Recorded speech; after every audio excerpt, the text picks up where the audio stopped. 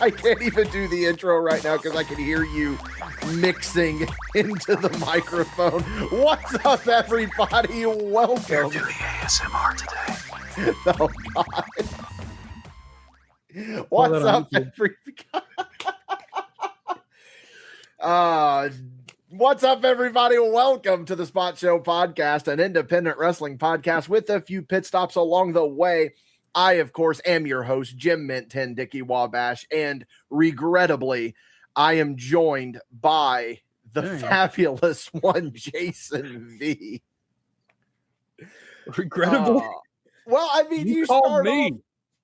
I did call you, and now I am already kind of looking in my phone book and being like, is V the one that I should have called? Because you start off the podcast by trying to do TV dinner ASMR. It's Dolly Parton's TV dinner. I had to try it. We're getting a live reaction. Yeah, no free plugs here. But Dolly, if you want to sponsor us, we would very much appreciate that. Is this your first time ever having a Dolly Parton TV dinner? Yeah, I'm a big fan of her pancakes. Okay, so that's a shoot. So, what do you have? It looked like a Salisbury steak. Am I correct in that? Country fried. Oh, I was very close. Oh, it's good. Okay, better be for $6. That's insane for a TV dinner. Mm-hmm. That's insane. I had a TV dinner for dinner tonight as well, and the sauce that I used as my accoutrement to put on my TV dinner cost more than the TV dinner. So, that's fantastic. Really living in the lap of luxury over here at This is Costa the content de they subscribe for, you know. Yeah. This is, for those of you that are going to be on the Patreon on the $10 tier, you're going to get to see Jason V eating his Dolly Parton TV dinner. But V, why don't you go ahead and scarf that TV dinner down while I remind everyone that this is, of course, the Spot Show Podcast. Each and every week I get together with some of my friends and we talk about the wacky world of independent wrestling and everything in between. Jason V is laughing. What are you laughing about? My cat is over here pooping right off of camera frame. If you like what we're doing here, you can, of course, go on over to patreon.com/MadBash Studios. There, you can back us at the $5 tier. You're going to get everything that we do early and ad-free. If you subscribe to the $10 tier, you're going to be able to see Jason V's cat. He's got a Brock Lesnar ear. As he should. What kind of shirt is the little rascal wearing? He's wearing, it's a rock star. Hell yeah. It's my old man. Brother's 14 years old. Oof. But yeah, of course, patreon.com/MadBash Studios, the best way to be sure that the microphones stay on and the envelopes stay full. If you don't have the extra ducats to toss our way, you can, of course, support us for free by going to MadBashStudios.com. There you'll find links to all of our social medias. Go subscribe to us on YouTube. Go follow us on Facebook. All of that. You're going to get plenty of content, some plug skis and upcoming dates. Brother, it's Christmas right now. There are no plug skis. There are no upcoming dates. January 10th, MadBash Studios is going to, of course, be in the commentary booth for Elite Pro Wrestling, but that's still a few weeks away. Little plug though, you can go on over to the MadBash Studios Facebook page. There you're going to find the MadBash 2025 highlight reel wrap up, one of my favorite highlight videos that I've ever made. It's a really solid one. Go check that one out. Show us some love. Share it with someone that you think would enjoy it. And of course, this episode is brought to you by Venom Energy and patreon.com/MadBash Studios. And unofficially, Dolly Parton TV dinners. I'm hoping, though, that we can make it official because, brother, that can happen, DP. I mean, now hold on, dude. No, man, I'm always out here hustling, man. Hey, Oliver did drop on last week's episode that he is sponsored by Buy. So he got that Sydney Sweeney push. Yeah, and I'm just going to leave it at that one because we could definitely talk about, some other thing. Push. He also has very good genes. Yes. Is it a shoot? I saw today that Martha Stewart is taking up the role of the spokesperson for American Eagle. I don't know. I don't know if that was a work or if that's a shoot. Another thing I saw today is there's this picture of John Cena in the gym with this very, very black woman. Like, I'm talking like genetically, she is very, very black. And I think it's AI. I don't know if it's real. Like, she has an actual Instagram account and like you can go to it, but she's got like AI videos of her with The Rock. Like, there's literally one of her like standing with The Rock in front of like a big mirror in a bathroom, and like The Rock picking her up. It's clearly AI because The Rock's not. But I don't know, man. You're going to need to do some research on this one. And I think, but here's what's weird. Mercedes Moné commented on the picture of her with John Cena, but it's also like, I don't know if it's real. That's what's scary, is that we've officially entered the spot where I can look at a picture and honest to God be like, I don't know if that's AI. 6 months ago, we thought that was so cute and so funny. And we're like, oh, it's going to fool all these old people. We're the old people now. We are the old people. But I mean, I go to her IG account and I'm looking at it, and she looks like I think she's a real person. She's just got genetically, she is just a very dark-skinned black woman. But I don't know if it's real or not, though, V. That's what I'm getting at here. Imagine a world where you have an Instagram full of AI photos with celebrities and everybody thinks you are the AI. I know. But from what I saw, I only saw two. I saw The Rock and I saw John Cena.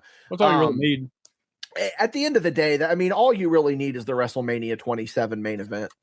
Or wait a minute, was that 28? Well, that was the real main event of 27. Yeah, that was the Miz was there too somehow. Yeah, Miz getting knocked out. Oh, dude, he actually did that. So for the record, this is going to be one of those kind of like WADD spot show podcasts. We're going to kind of be all over the place. Going to catch up with V a little bit here, see what he's been up to, which has really not been a lot, I'm sure. Not like I don't talk to you every single day. But anyway, oh brother, you're really struggling over there with that TV dinner. Too much pepper. I've got to that level of old and white. So old and white that you can't tell if the black woman in the AI photo is real or not. Let me, okay, this is going to be for, you guys will see this on the $10 tier for spot or for this show. I thought I had her brought right up. I was just going to bring the photo up and be like, brother, there's no way this is real. Now I can't find it. Okay. I thought I had it saved, but I didn't. So never mind that tangent. Anyways, back to the Miz. The Miz is what I was going to talk about. Here's what's really cool. Last night because the night that we're recording this on Sunday, last night at Saturday night's main event, the Miz came out and he was wearing his original gear that he wore when he wrestled John Cena. Yeah. And then he got beat up by Joe Hendry. Oh, yeah. Yeah. It's a pretty rough one. It's a pretty rough one. That is something that I do want to focus on a little bit. So for Joe Hendry in like 2016. Oh, when he my really favorite person that nobody knew about. It's so weird to think that Joe Hendry was hustling in 2016. That's the funny thing about these quote unquote overnight successes is that they're not overnight successes. They're like 10-year overnight successes. And Joe Hendry, I remember I wasn't following TNA at the time. I had no clue who Joe Hendry was. I'll be the first to admit. Even pre-TNA? WCPW. What culture? Yeah. Yeah, ICW over there in the UK. Man, his less about his matches, obviously, because of his gimmick, but more of his. He did one with Ken Anderson, and it was excellent. His parody music video of the Pokemon theme song. Then he did one with Eiffel 65. The Blue, but he did it with Drew Galloway. So he's like, he's Drew Dabba Dee Dabba. You know, that's whole. It's so good. It was so creative. That is so Jason V coded. It was. That is like tailored for you specifically. That like if you probably looked at that and then you probably had that. Why didn't I think of that? Like that would have been like so perfect. Like I could see a world where Jason V, with no musical ability, mind you, is making. What? I didn't mean that as like a backhanded insult. No, that's fine. Because I'm already in that world right now, so just keep going to see if the world changes. Oh, that's fair. Just a world where the Jason V gimmick with no musical ability, you're making parody songs for your opponent. That would seem like something like in another reality. You're Joe Hendry, I think. Oh man, it could be this reality. Again, with the AI music and stuff, I've made some AI tracks that are, I mean, they're kind of bangers. That no musical quality. That people are still using as their entrance music to this day. Yeah, but I didn't sign off on that. Okay, that's fair. I just said, hey, look at this dumb thing I made you, and he goes, that's my music forever. And I'm like, oh man. Okay, well, you can probably. Could you pick one of the other 40 that I made you instead of that one? Cecil surveys. Oh, that one was bad. That was bad. You also made the O'Doyle one, right? The O'Doyle one was funny. The O'Doyle one's great. Yeah, still used to this day. Anytime Hybrid uses the O'Doyles, they come out to it. Okay, I sign off on that one then. That was good. Yeah. There was this. Okay. AI is so bizarre to me because did you just see that Disney like invested billions of dollars into AI? I didn't, but I believe it. Are we when are we going to reach the singularity with AI where it stops being so much of an issue and people are like fully accepting of it? Do you think that we're heading that direction? I kind of think we are. I think we're going to have to be because it's going to be there anyway. So it's, you have to accept it. We're going to resist until there's no point resisting. Like right now, it's really in that uncanny valley territory where it's just, you talked about your Instagram model where she looks like the AI. She might be, but she might not be. There was an AI artist that just got signed to a multi-million-dollar deal with a record company. But see, she doesn't exist. But that's what I'm saying. That's what I'm saying is that, Madrox made a piece of artwork that he wanted me to share to announce when he's coming back on the podcast again. And it was AI. And I'm like, no, I will not post AI. There was a big strife. I know that you're not really big on social media anymore. There, and I'm not going to name names, but I mean, they have every right to feel this way. I think there were like a bunch of like artists that make like event flyers for wrestling shows, and they were like, stop using AI to make your wrestling flyers. Use blah blah blah. Now, this is where I devil's advocate this. This is where I devil's advocate this all the way. I, as an independent artist, I get it. You can throw something into AI and they can make you a highlight video way faster than I can. Guaranteed. But here's the but. What are the artists doing to combat AI instead of just saying, don't use it? Don't use it. So part of that, it reminds me of the diamond industry. Fair. Okay, so, and I don't know the details, but we have figured out how to make lab-grown diamonds that are superior in every aspect to the real diamonds. And then people just go, nah, the suffering is what we want to pay for. It's that kind of thing. So what we're doing now, I can plug in a prompt into an AI music generator and get something that is as good, if not better, than what's on the radio right now from hardworking independent artists. Or contracted artists to like major record labels.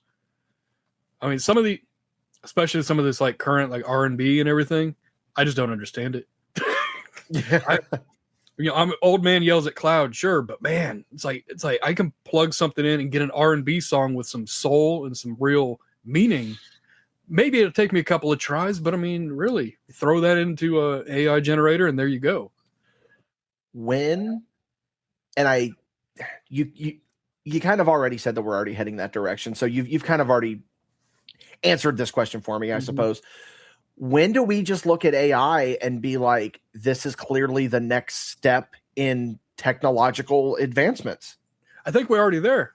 We're getting there. Very well could be. Coca-Cola just made an entirely AI commercial. They had to take it down though because of backlash. They got the backlash. They made it.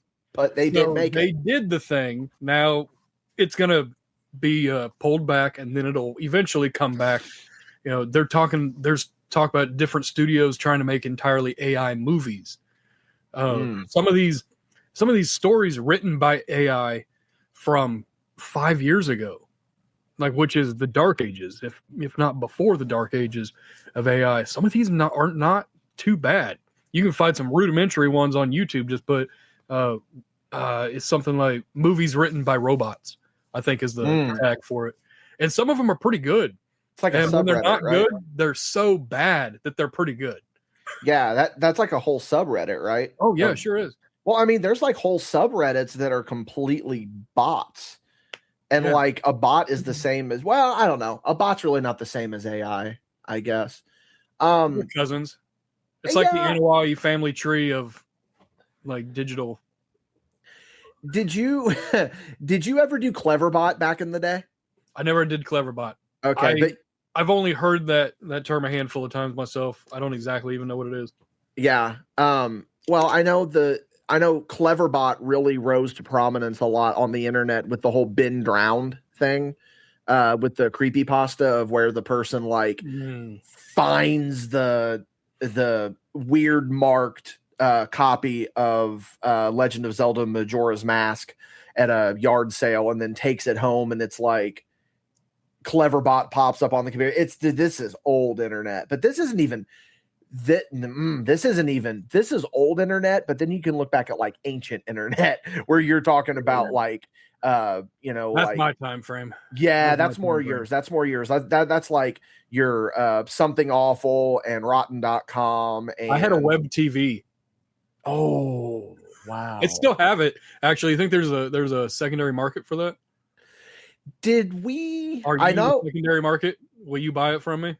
I don't know about that, but I did get an email the other day from the hosting service that we use for MadBashStudios.com, and they're like, "Hey, you might actually have a pretty valuable domain name here." And I was like, "I wonder if I actually do, or if they're just trying to get me to sell it to them or something." Like I don't know, but anyway, is that like the guy that I think it was the Dallas Cowboys, their website just delisted for a second, and then the guy just bought Cowboys.com. Yeah, so that's buy it back from him for that's how money. That's how Mark Cuban made all his money. Was he registered a bunch of websites, like simple websites. Like they're so simple I can't even think of an example. Like it's literally that simple of where I'm having a hard time thinking of an example. But that's how he made all his money, was during the .com boom. He just bought the domains to all these different websites. And I wish that I wish I would have had the foresight to even think about that, because it's like everybody talks about, if I could go back in time, I would tell myself to buy 5,000 Bitcoin.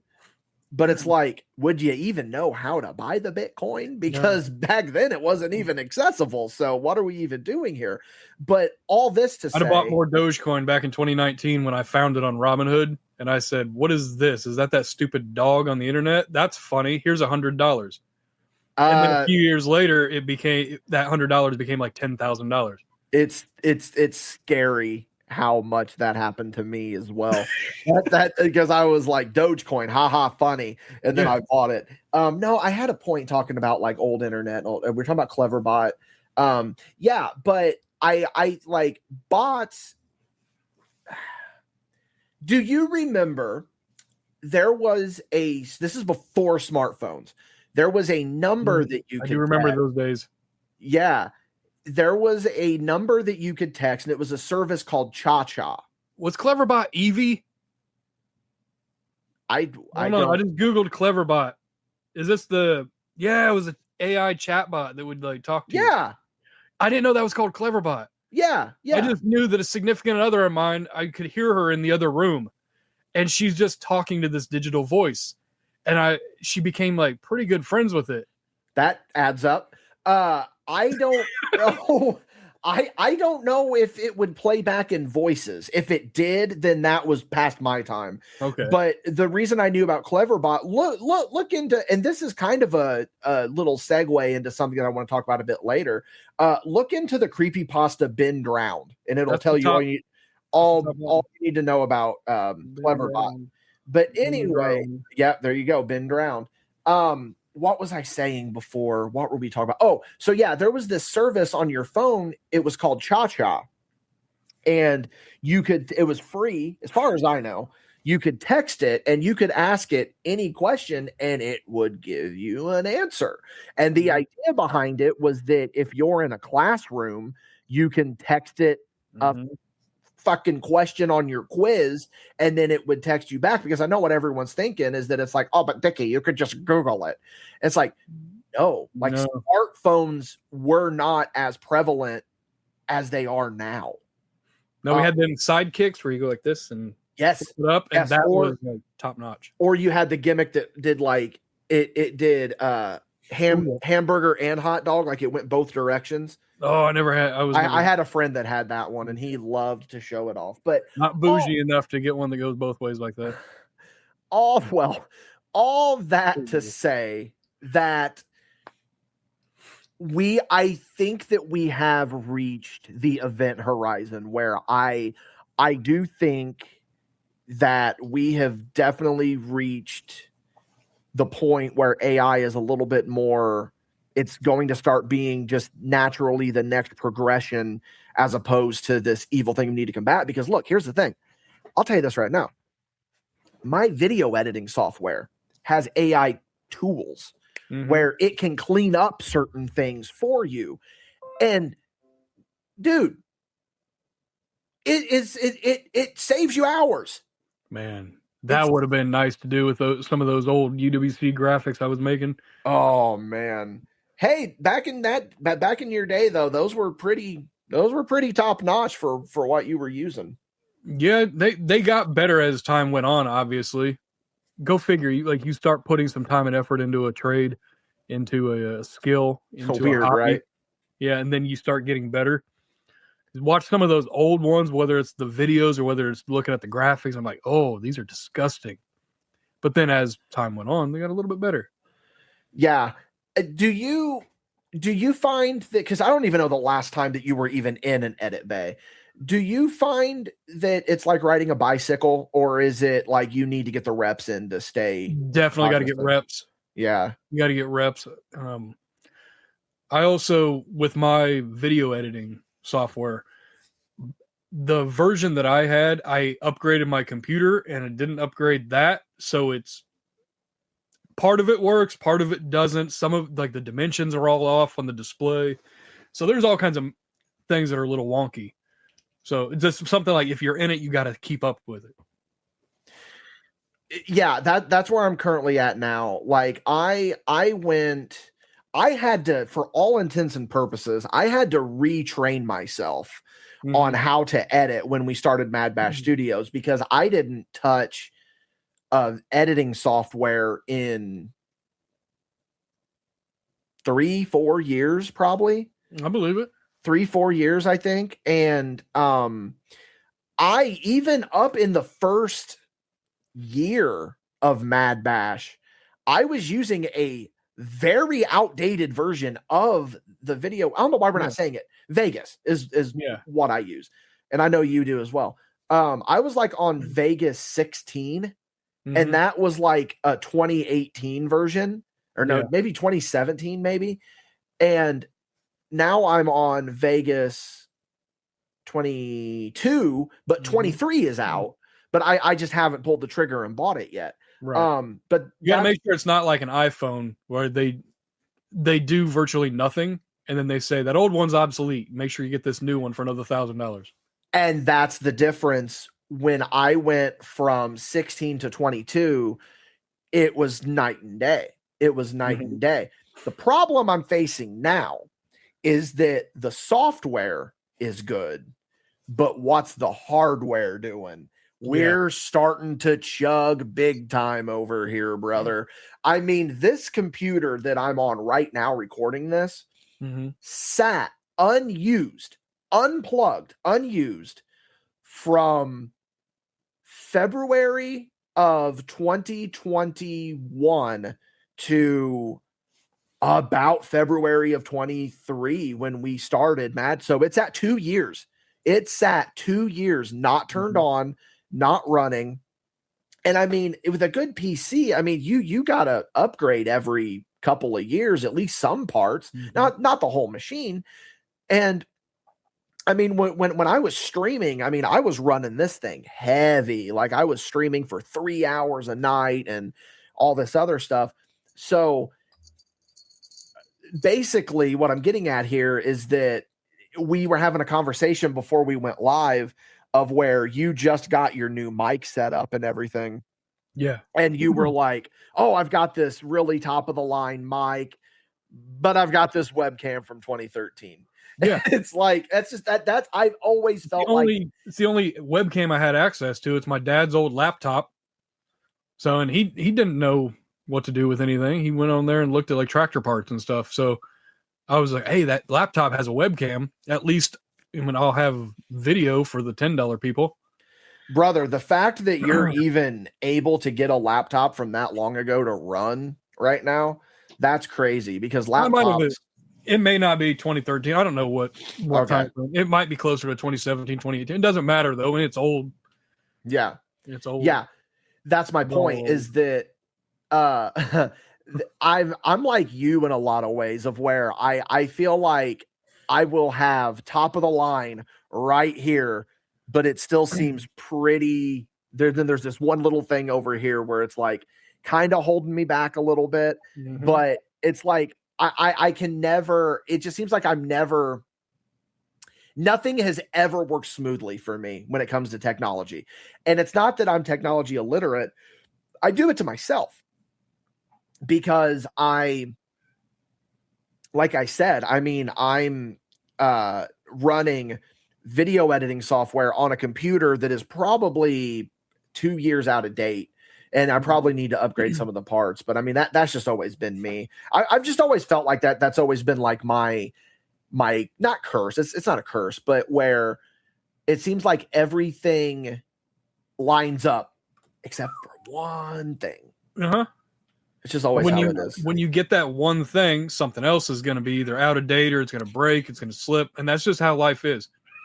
You just got to work with what you got, as long as it functions. Like I got, I don't know, probably a good 68% of my body works. At least. Some of it don't. But I'm just going to go ahead and it's like, now, it's a -6 as I sit here. Yeah. And my robot knee is feeling it. Brother, I did not. So we'll touch on this. This is a cozy little podcast right now because it is unbearable outside. Here for me, it's -1. For you, it's -6. And at that point, what's even the difference? What's even the difference? Well, once you get to a certain temperature, it's like, why are we even splitting hairs here? Just put cold. You will die. Yeah. You will die. It is so cold. They were saying threatening cold. My weather guy on YouTube told me that. Well, to get real here for a minute, they did find a dead homeless person here in my hometown. Oh no! That froze to death. Yeah. I allegedly, that's what everyone is speculating. I have not seen where they've come out and said that yes, this is what took this poor person. But that reminds me of this old homeless guy in Peoria. He's a legend. He really is. He would find out when it was going to get real cold, like he could tell because he's like seasoned. And when it get unnaturally cold like this, he would then go commit a petty crime get caught, and then go get put in jail for like 30 days, then go back out. Now that's working. It's working. That's carnying, brother. That is carnying everything. Wow. I love that. I love that. I mean, at least it was petty crimes that he was doing. Yeah, he would always do something that would just get him locked up for a short amount of time. And then three hots and a cop, brother. There you go. Because they got to take care of you while you're there. Yeah. Well, V, this has been an incredible conversation so far. Really went some directions that I didn't think that we were going to head, but I've got an idea of where we're going after we hear a word from our sponsors. This episode is brought to you by patreon.com/MadBash Studios. If you head on over to patreon.com/MadBash Studios, you are helping fund the definition of independent. Hundreds of hours of content starting at just $5 a month. You are going to get early, ad-free access to everything that MadBash Studios has to offer, on top of exclusive shows starting at just $5 a month. That's less than a cup of coffee a month. You can go on over to patreon.com/MadBash Studios and you can support the dream of being unapologetically creative. This episode is brought to you by Venom Energy. Hey, we've all been there, and there's nothing wrong with admitting to it. Well, what I mean is that we've all hit that midday slump, and we all need a little push to get us through the rest of the day. Well, what better option to give you a pick-me-up than one of the wonderful flavors of Venom Energy? Venom is what gets MadBash through those long show days, and we know that it can do the same for you. I'm going to sweeten the pot a little bit for you, too. Yeah. Come to our merch table when you see us at a show, and with the purchase of a MadBash Wrestling sticker or magnet, you get a Venom Energy drink on us. While supplies last, of course, so you better act quick. We'd like to thank Venom again for sponsoring this episode. Please consume responsibly. Not recommended for children under 18, pregnant or nursing women, or people sensitive to caffeine. So we've already really dove into, and I don't even think we scratched the surface with it, talking about AI. I think the AI conversation is actually... We are here with it. Oh, yeah. So Harker Dirge, if anybody is watching on the $10 tier, you see the video. But yes. Harker Dirge messages me about a week ago, and it's just him feeding a squirrel by hand. And I was like, this is amazing. It's like, you're a real life Snow White. And he said, yeah, I fed, and I don't remember the exact numbers, but he was like, I fed 2 squirrels and 3 blue jays and like a rabbit and some other animals. And so about, I don't know, 30 seconds after that, I go ahead and send him this photo. That is beautiful. That is beautiful. Here's what's so good about this. You had time to generate that photo, go get it printed on a canvas, and have it hung on your wall all within one day. Boy, Black Friday. On Black Friday, it is almost as if there are no artists out there that can do that. I'm saying that this is what I'm saying. Look, what I was getting ready to say before you went on the tangent about Harker is, look, far more intelligent people than us need to have the conversation about AI and like the advancements in it or whatever. My only point is that, motherfucker, if you want to compete with it, then compete with it. Do something. You're not going to be able to match it. But instead of these artists, because I'm one of them, guys, I'm one of you. Instead of just sitting back going, don't use AI, we got to do more than that, man. We got to do more than that. So it's the Monday Night War all over again. It is. It's the Monday Night War. I mean, because WCW was doing the NWO gimmick and they were bringing it up, making it more realistic and more fresh and getting that 18 to 49 demographic. Vince had to step it up. Became the Attitude Era. We got the Monday Night Wars. We got the Monday Night Wars, and a lot of it doesn't hold up so much today. But some of those moments do. The shows in completion, maybe not so much. There's a lot of A lot of bottom feeders Ah, on those shows. Things that you don't. I mean, watch WrestleMania 16. Tell me one match other than the main event. Yeah. Other than the triangle ladder match. Was that 16? That was 16. I forgot. See, I forgot that. I know that WrestleMania 2000 only had one singles match, and it was Terry Runnels versus the Cat in a stink face match. Of course it was. Yeah, of course it was. Well, now, so we fell down a little bit of a rabbit hole at the top of this. Okay, and sure did.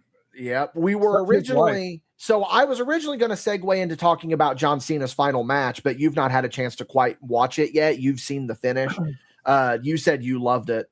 But, you know, my point was to Miz transition and talk about the same, but then we got to talk about AI, rabbit holes. Then we got talking about early internet and like internet. This is my connection in my head, internet rabbit holes. I feel like you and I both are very alike in the sense of the rabbit holes that we fall down. Though they are different, we still do find ourselves falling down rabbit holes. Most of them, so you start and then you get obsessed with this one thing or this one topic or this one creator or this one something. And it just takes over the next few days or a couple weeks or something. And then it's gone. Yeah. And then it's just gone. And then you don't think about it forever. One exception, I think, is what your segue is going to be. I'm not fully segueing there, but we're going to end up bringing on. I'm working on it. Just for an example, I talked about this on Paid Show with Kid Riot. I fell down a rabbit hole of caving tragedies. Like talking about caving tragedies, like these really in-depth breakdowns. I'm Team Dickie on that one. I'm Team Nope. Don't need to do it. I knew I didn't want to cave. Who doesn't die cave diving? People who don't cave dive. People who don't go caving. Yeah. But see, that's the thing though. There's cave diving. There's caving. The cave diving is the one that's even scarier to me because I'm afraid of deep water. Like The Descent? Was that cave diving? Yeah. That would, brother. I watched one the other day. Oh my God. This is going to skeeve you out so much.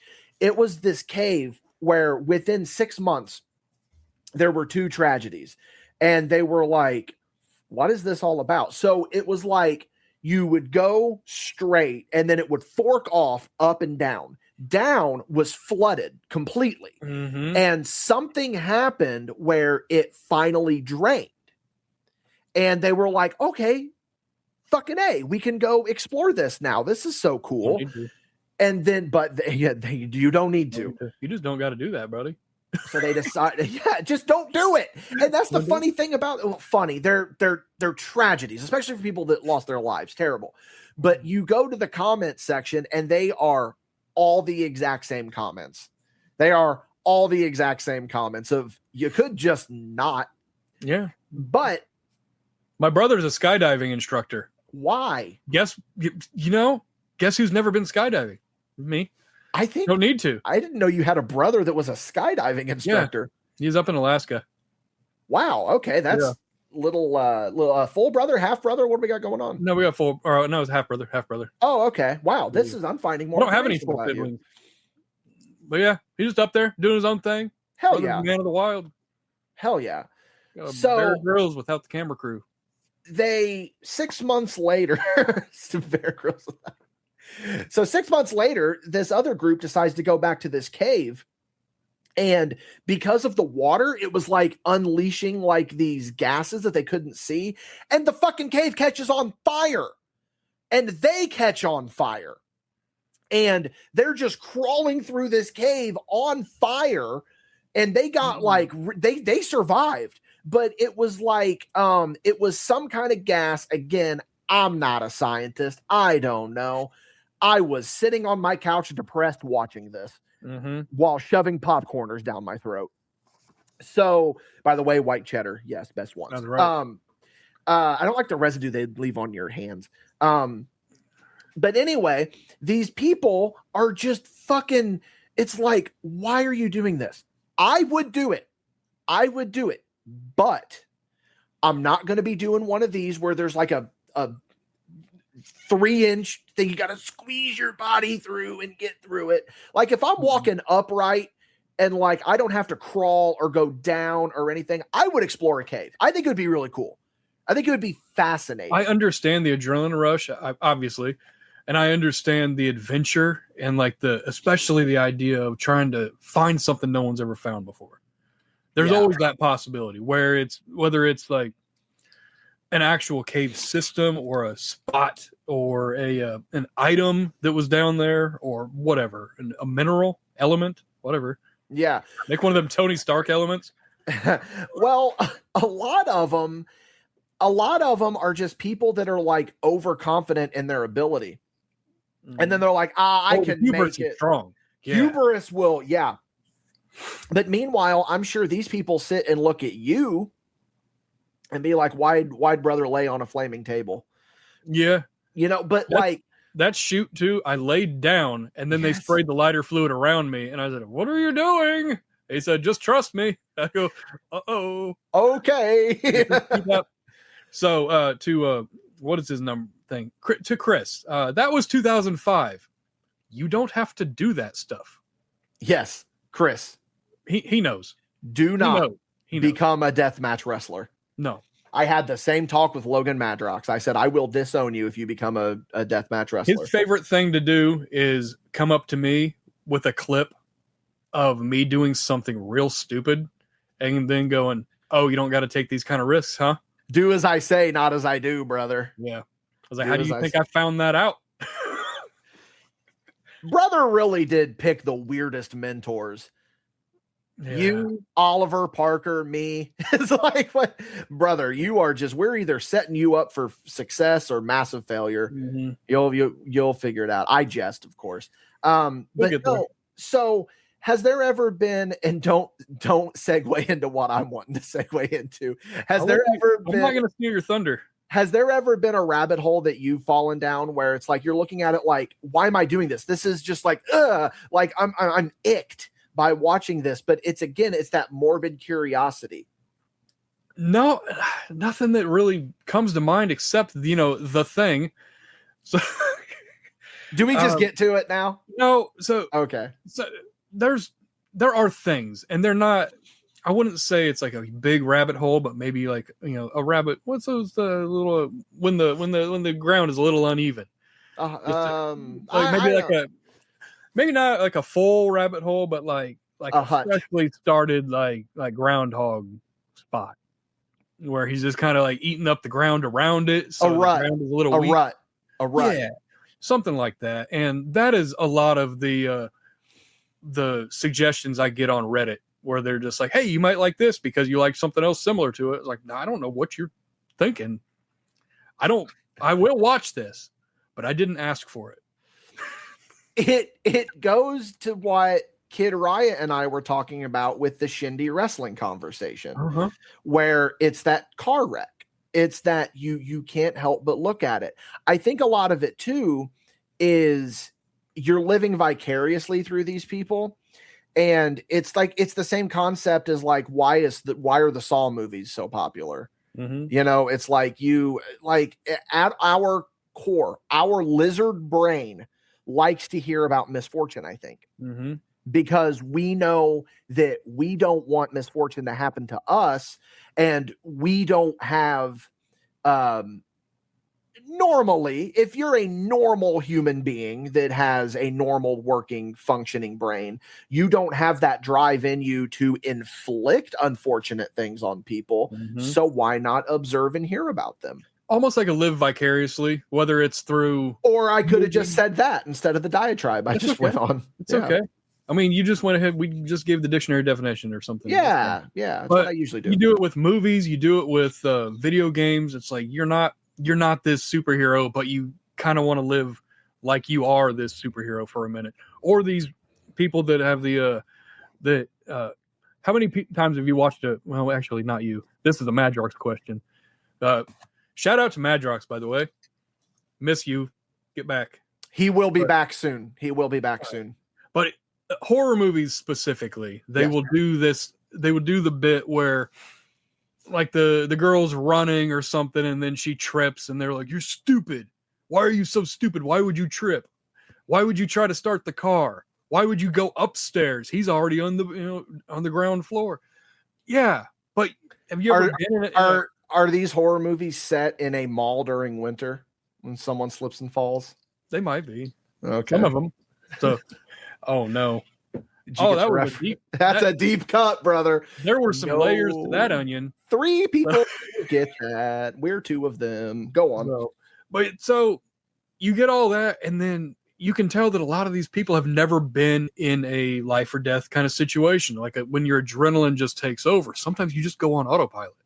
So that scene in the horror movie where the girl's running and then she trips, it's because she's trying to go faster than a gazelle. She's going faster than her legs are able to move her. So she doesn't understand what's in her way. There's trip hazards and sticks and rocks that are uneven. Anything can make you fall over. Mm-hmm. Yeah. And that's what a lot of it is with this caving stuff, is that it's like you could be the most accomplished caver in the world, but you can't control Mother Nature. And all it's going to take is that one rock to slip. That's it. And then you're stuck. There was this one, it's always school trips, brother. It's always school trips.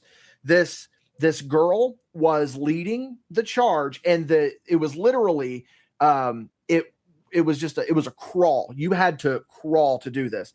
And in front of you, it bent up, went a little bit, and then bent back up the other way in an S shape. So you literally would have to crawl. And at one point during this, you would have to do a back bend to squeeze through this hole. And it was like considered one of the most like difficult parts of this cave, but it was doable if you knew what you're doing. Well, this girl got stuck for 6-7 hours. That's the other scary thing about this stuff, is that these people are stuck for hours, sometimes days. There was this one where this couple were stuck for an entire weekend in a dark cave with no light, nothing. So much so that like people were like, "Oh, he kidnapped her and killed her and then killed himself." Yeah. And then they get out and they're like, "No, that is not what happened. We were just in this cave," But imagine being stuck in that position where you're bent like fucking back, like your body is not supposed to bend like that. Like, and so it was so bad, like they had to spare every micro inch that they could. She had to strip down completely naked. They had to cover her in like oil and just slowly pull her out. And it was without the cave part of it, it sounds like a good night. Exactly. I mean, but then you think about being stuck bent backwards like just I don't even know how to compare it. Like it just, oh my God, it would be awful. But that's what people would talk about with this cave. Move up the lady to go through the intestines of nature. And that's essentially what it was. Yeah, it's essentially what it was. But so that's stuff that people like. I had a good segue and then I completely lost it. And it was going to be. I got a crawl space under my house. I'm pretty uncomfortable even going down there. I ain't doing this. That's my point. Cavecast 25 over here. Yeah, we may need to just go do a podcast from your crawl space. No, I'll be hyperventilating. Can we doing all that? A coworker of mine told me a story years ago, because he would go caving, about where a guy panicked, and because he was panicking, his body like naturally like puffed up a little bit, so they had to calm him down so that they could get him to come through. Yeah, but we've alluded to it. Let's just get to it. There is one specific rabbit hole that I absolutely adore, that you adore, that it is adore the right word for it. No. I don't think it is. It is. What is the confused face, but in a word? Not confused. Let's not use that. That's too easy. But the face, like the befuddlement. Maybe. I don't know. It's an emoji, probably. Just something about this situation that befuddles the Rock. Matt Cage loves that promo, by the way. That's Matt Cage's favorite promo. He specifically loves it in Beyond the Mat when the Rock is trying to figure out the word. There's something that just befuddles the Rock. But anyway, Chris Chan. Mm-hmm. Chris Chan. I've talked about Chris Chan a little bit in passing on here. Here's a little behind the scenes, and you may know about this. I tried to get Madrox into Chris Chan. I've tried to get a bunch. And because I wanted someone to talk about it with, because the entire Chris Chan story is one of the most compelling stories that has ever been told on the internet. And it's one of those, there are no heroes. It's all villains. Mm-hmm. There's a couple people that you can genuinely look at and be like, you know what? They're okay. It's villains, victims, and victims becoming the villains. And then the villains becoming victims, and then the victims becoming villains, and then the villains becoming victims. Mm-hmm. Part of it where you start really feeling bad. Okay, so we are getting ahead of ourselves here. Mm-hmm. So baby steps. Chris Chan, for those of you that are unaware, is arguably the most documented human being ever on the internet. And I don't even know where you begin to describe Chris Chan to people, because usually I'm just like, go watch it. Like, just go watch these videos. Basically, Chris Chan is a person that was chronically online, that was young with unbridled internet access. Chris Chan is a cautionary tale, essentially. And the definition of just don't acknowledge the trolls. Mm-hmm. So Chris Chan was a starving artist, essentially, who created this character called Sonichu. And it's essentially, it's Pikachu and Sonic the Hedgehog. That's all it is. That's all it is. And quick segue to the segue. Yeah. This actually, you were here. You were there. But when I told the lady that I was the original creator of Sonichu, then the lady at Golden Corral gave me a senior discount. Oh, yeah. I remember, because we were both wearing the medallions. We were wearing the medallions. And she well, said, "Oh, that's so cute. What is that?" This is my original character. It's the Electric Hedgehog Pokemon Sonichu. Yeah. It's completely original, but it's kind of a mixture of Sonic Hedgehog and Pikachu. But you know, it's my creation. Let me just say this about Chris Chan as well: is I don't even know where to go, because it's like, yes, it's one of those where, okay, so Chris Chan rose to prominence online because of Sonichu. Chris Chan was like posting these comics and all this and all that, and then it made its way onto these internet forums. And Chris Chan loved it, loved the attention, and thought that these people were like genuinely fans of his. And they were just trolling him to the point of where they would convince him to do some of the damnedest things in the world. And then to ultimately know where the story ends, it's even more ridiculous. Like, we obviously do not condone what Chris Chan ended up doing. It's awful. I don't even think we need to say it. Just Google Chris Chan and then look into it. Chris Chan did what? I think is the term that needs. Yeah, Chris Chan did what? And it's also one of those things of where, so one of my favorite documentaries of all time is The King of Kong. And I know you like it as well. You've seen it. Yes. I don't like it as much as you do. Yeah. So I tried to get you to be like, look, we're going to sit down and then we're going to watch King of Kong. And then we're going to watch it immediately back to back. And it's going to be me giving commentary on why this specific stuff is so funny. I wanted nothing to do with that. Yes, I've always wanted to do that with somebody. Now, with Chris Chan, I come to V about a year and a half ago, and I'm like, maybe a year and a half, maybe a year. February of this year. I had to look it up. We've only yes. February. No shot.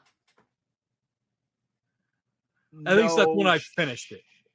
So that's when you finished it. Then it had to be about a year ago then. Yep. Not a year and a half, but about a year. Yeah. So we've watched, there's this in-depth documentary about everything to do with Chris Chan. And going back and rewatching it with the ability of hindsight makes it that much better because you see things, you hear things, you dissect things, you are able to see where the ending is heading. And then it's the literal definition of it's not about the destination, it's about the journey. I don't know. Like it is fascinating. We have tried to get so many people invested in, is not as invested as we are necessarily, but just watch something and learn about Chris Chan so that we can talk about Chris Chan. Nobody wants to do it. So nobody wants to do it. Problems with that is the same thing that when you pitched it to me, I said, brother, this is 85 parts and they're all 40 minutes long. Some of them are over an hour. Some are more, yeah. But it averaged out about 40. And I said, I don't care about anything that much. I can't do this. But then I put it on there as background noise for a while. And then I started getting invested in some of the characters. And then I started paying attention to it. And then, I do a lot of driving for the job. So I went ahead and, put it on while I was, on the highway and everything. And then after a while, I was like, man, I'm hooked on these characters. I need to find out what they do next. I too knew the inevitable outcome, it's a real downer ending. Nobody wins. No. Sorry, spoiler. There are no winners in this. The only winner is Liquid Chris. Yeah. Because he buried Casey. So I think it's because it's too big. It's one of my favorite shows of all time is Supernatural. Loved Supernatural. I didn't start watching Supernatural until October of 2020. 15 seasons, 15 years worth of television, 24 or so episodes per season, an hour per episode. I finished it in January of 2021. The definition of long form. Absolutely. Now, during 2 of those weeks in December, I had COVID and I had nothing left to do except sit there and watch Supernatural for 16 to 18 hours a day. So that helped out quite a bit. So I understand that the 85 parts is so big of a task. So there is actually a video that explains all of it in 12 minutes. And it's called The Entire History of Chris Chan Explained in 12 Minutes. And it's from Slop Roach. This is not sponsored. We do not know Slop Roach. He is not a good personal friend trying to get him some clout. He's just somebody that when it took and compacted the story into 12 minutes. And then when you watch that, learn about a little bit here, a little bit there. Then if it's what you want to know some more learn more details, because what happened with the city and the hoarding situation. Who was the pickle man? What? It's so crazy that there are sagas. Like as V just explained, each part is upwards of 45 to an hour. There's an entire stretch of time that's like 3 parts, but it's just like 2 months. And it's just like, that's how much there is. Like you get into, so to go off of what you just said there, that's a good way to do it, I think, is to find one of these Reader's Digest versions of the Chris Chan stuff. And then if you really want to get into it, Chris Chan, A Comprehensive History by Geno Samuel. One of my dream interviews is Geno Samuel. I would love to talk to Geno Samuel just because he's a documentarian about the weirdest, like off the wall things. And they're so good. Like he's a good documentarian, and he took the time to do this Chris Chan stuff. But get a taste. Watch 12 minutes from Slop Roach, and if that's your thing, figure out how the sausage is made and go to Geno Samuel. Yeah, there's another one too. There's like a 3-hour long one, which is a little bit. I could, throw on a 3-hour one while you're commuting. Maybe it takes you a couple days. It is what it is. But that was my point that I used with you, is that I was like, you tried to plead your case of like, well, I started Supernatural and did this, and I was like, you just proved to me why you need to invest the time in watching this. Yeah, because you just said that you have the commitment to it. So like, I don't even know if this is necessarily a ploy to try to get people to check out Chris Chan. This absolutely is a call to action. Yeah, this is the call to action. But honestly, if you don't want to watch, and this isn't going to be much better, if you don't want to watch the whole thing, I mean, if you can just watch like parts, the first, what would you say, V? Like 25, 26 parts? I think is a huge ask. I know, but I mean, that's the golden era. Mm-hmm. That's the golden era where things really, that's where you just, so they convinced Chris Chan that Shigeru Miyamoto. Oh, who? I thought which one? The medallion. Oh, to get his PlayStation Network. No, because that's Blue Spike, and Blue Spike was an absolute problem. There's a lot of there's villains in this, and then there's villains. It doesn't fit. But they had him convinced that he was actually talking to Shigeru Miyamoto from Nintendo about making a video game about his stupid character that he, quotation, created, which he did not create. He just slapped together two characters and said that it was his own. But there's so many things that they get him to do. So he has this one love interest named Casey, and it's a troll catfishing him essentially, but is actually trying to help him, because the problem with Chris Chan is that he's the child of two older people who were checked out of life, who just didn't really spend a lot of time with him. So they just didn't teach him basic human functions. So they just shoved a computer in front of his face. And, like this Casey, he was raised by screens. Yes. For the most part. And, Casey is like having actual heart-to-heart conversations with him of like, Chris, you gotta stop doing this stuff, like cholesterol. But it's just, there's so much about it, and there's parts where you're like, man, I feel bad for Chris. I really feel bad. The people fucking with this poor guy, like, what are you doing? He's working. He didn't mean to, but he was working because he got you to sympathize with him, because he's the sympathetic baby face that needs to succeed and probably get the girl at the end of the film. But then the film just keeps going. And you're like, wait a minute. What happens after Happily Ever After? Oh, no. Snow White is just like the wife now, and it's just a normal marriage. It's literally, there is no Happily Ever After. There isn't. It's I don't know if this is the first time this comparison has ever been made, but it's like the line in The Dark Knight whenever the Joker says, you either die a hero or you live long enough to see yourself become a villain. But the thing with Chris Chan is that Chris Chan has lived many lives. The hero, the villain, the sympathetic baby face, the villain, this poor guy, the villain. When he was in high school, his father paid girls to be friends with him. And he didn't find this out until later in life. Those are the gal pals. The gal pals, brother. Gal pals. And what first got him notoriety was he went to his local mall with a sign that was talking about, I'm going on a love quest, I'm trying to find a woman. And he would pace around the mall harassing people, trying. Want woman. Yeah, want woman. Want woman.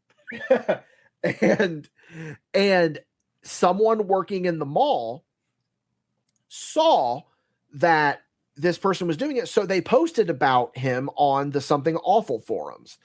And then he ended up on 4chan. And then once he got on 4chan, it was off to the races.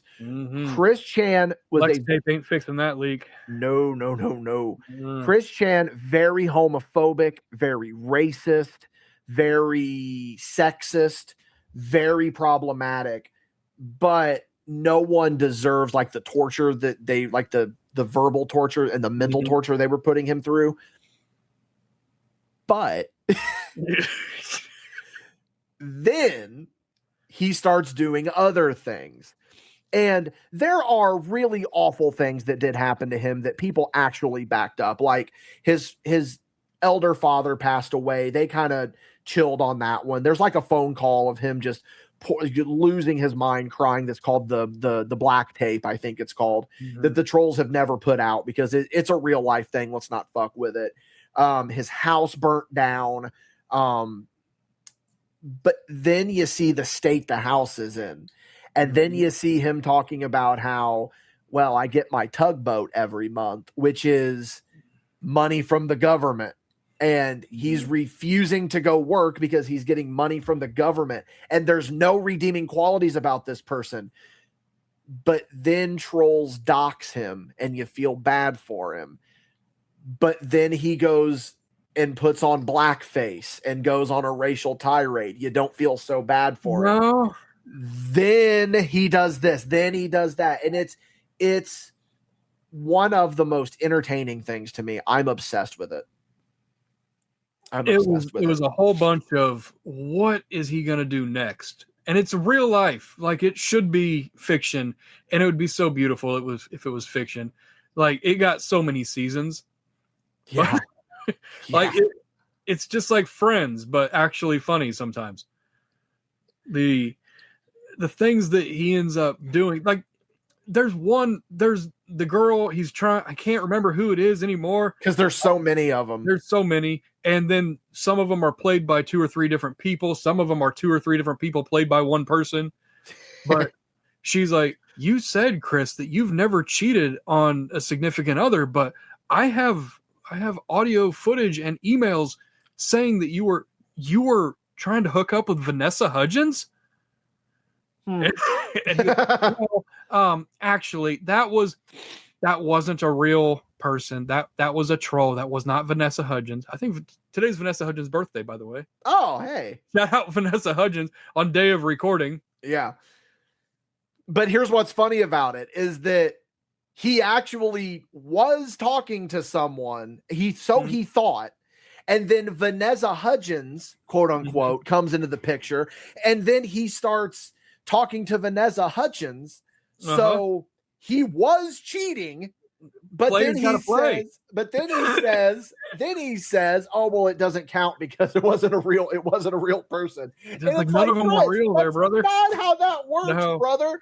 You were still, because if Vanessa Hudgens, if it turned out to actually be like, that logic don't hold up in court. No. So let's end with this, and then we'll roll into Paid Show and we'll figure something else to talk about there. Maybe that Cena thing that happened.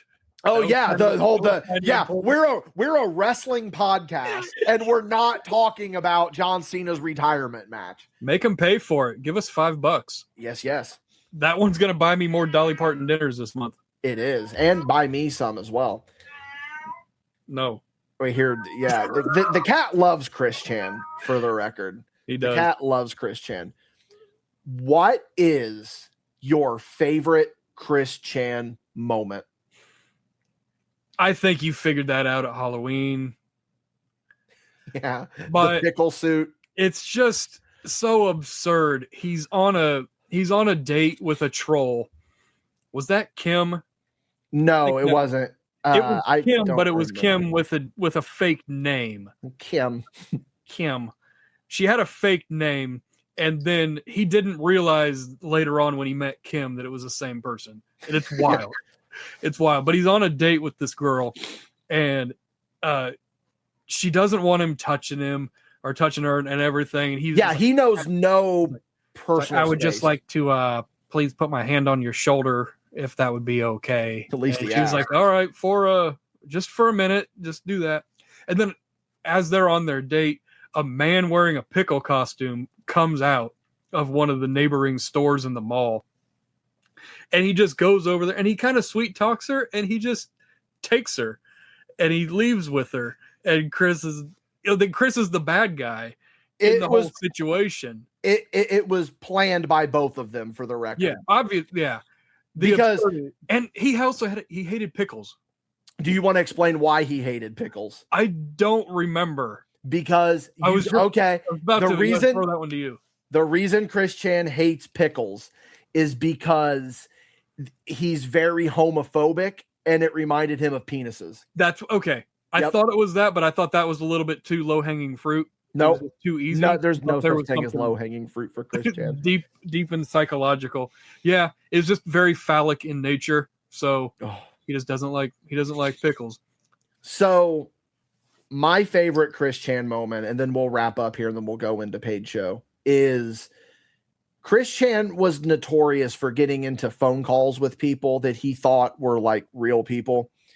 And there's this whole his name is he started pretending to be Chris Chan, like on he was making Chris Chan style videos, and everyone started calling him Liquid Chris after Metal Gear Solid. There's Liquid Snake and Solid Snake, so they were calling him Liquid Chris.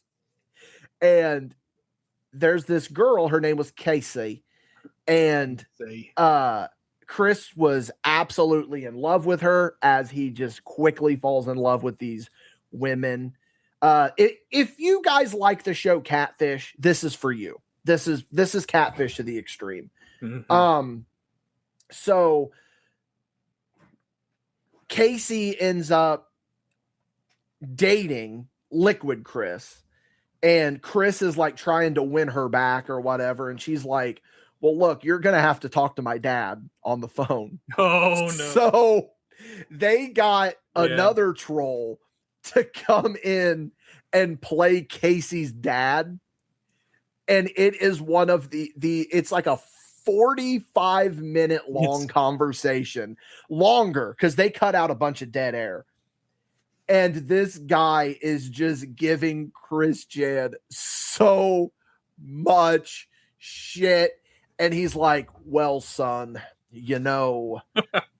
I don't think that you really work. And he's like, you don't understand. I do work. I help my mother around the house. Mm-hmm. And it's like, well, yeah, but how do you pay the bills with that? And it's like, well, And then he's like going in, it's like talking about how he's not a hard worker. And he goes, listen, when my dog died, I had to move their doghouse, and that thing weighed at least 100 pounds. It's like him trying to justify he's not lazy. And he compared that to 9/11. Yes, he compared it to 9/11. Firefighters trying to pull people out of the rubble in the nation's worst tragedy. Yes. And he goes, but I had to move a doghouse, and it was plastic. The father is like, where were you on 9/11, son? Well, I was out shopping with my mom. And he goes, well, you know where Casey was. She was donating blood and plasma.